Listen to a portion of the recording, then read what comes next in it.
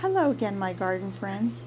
I'm combining my bottom tray and I'm going to, this is the bottom tray. Normally I would clean this out and I have gotten quite a bit of nice castings to it, and I've also going to start a little nursery of cocoons over here that I'm going to see if I can explode my population. But in the meantime, this is what was the middle tray, and I used some of this corrugated cardboard that I've seen so many of you using, and you can see that as I've just pulled it back so everybody was already starting to disappear, but you can see I've got quite a nice little explosion of worms in here that are taking advantage of such a cozy little spot. Let me pull back a little bit more for them. Okay, so I've got loads of that there, and those worms are they're looking like a good sized worm, aren't they?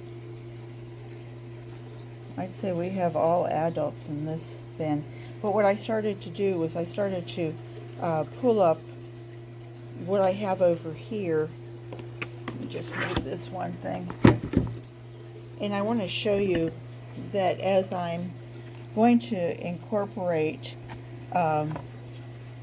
this bin, this is the bottom one, and I'm going to take these worms, because there's not very many left. There's not very much in the way of castings left, and I've seen it done where people take this whole thing and they flip it over, and then they mound up the castings into almost like a mountain, and then they'll let it sit, and then they start to coax what's off the top, and that becomes just straight castings, and then they'll go back and wait for a little bit longer, and of course the worms keep moving down and down and down. I really don't have anything that large to be able to take this and flip it and not have castings everywhere. And I have to tell you, I do this out on my porch, and we have that stucco finish that's almost, they call it almost like like an orange peel. And boy, when I get castings into that orange peel and my floor is this creamy white, it is a bugger to get off. So anyway, no flipping, in other words. So what I am going to do is just show you that as I'm pulling these back, and I'm going to try and do this gently with my hand so that I don't hurt anyone, that I will have oodles and oodles of worms. And I put my bin up on either shells or something so that I'm not hurting the worms that are down underneath. But you can see how much I've got here. And then this is the let me see. I'll just flip that over and you can see it's a lot of worms, huh? You don't want to lose any. And just take it. Over we go.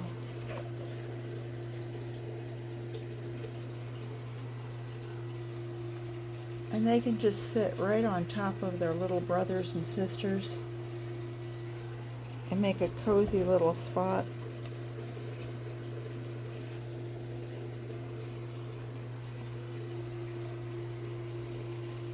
Sorry, I'm not very good with this.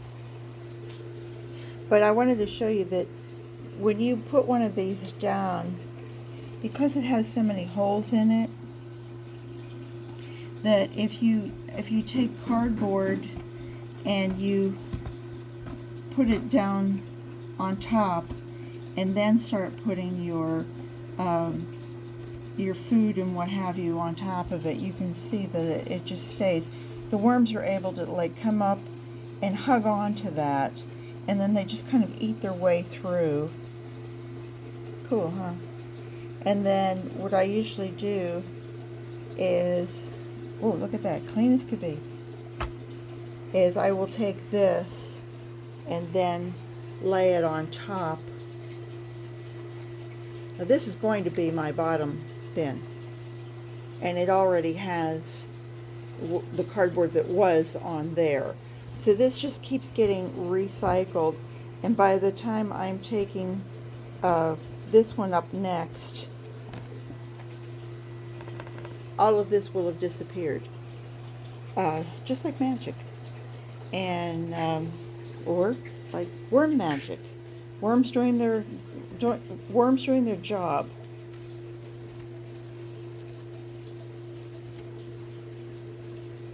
And I just kind of get my fingers underneath that. And although this is really kind of hard on your back, if you have a back problem, it is kind of meditative that you're doing this. Look at those worms. What beautiful castings those will be next month.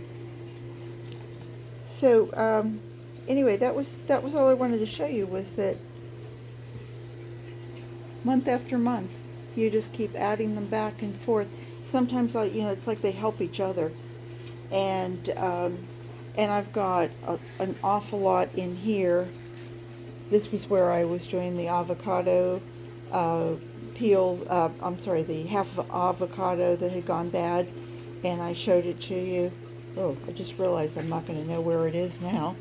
But anyway, let me just pull back and I'll show you. This is the top one. I mean, there's worms everywhere. Can you see those worms? Loads and loads of coffee filters. So it's really, the stuff on the top seems like it's a little dry, but that's all right.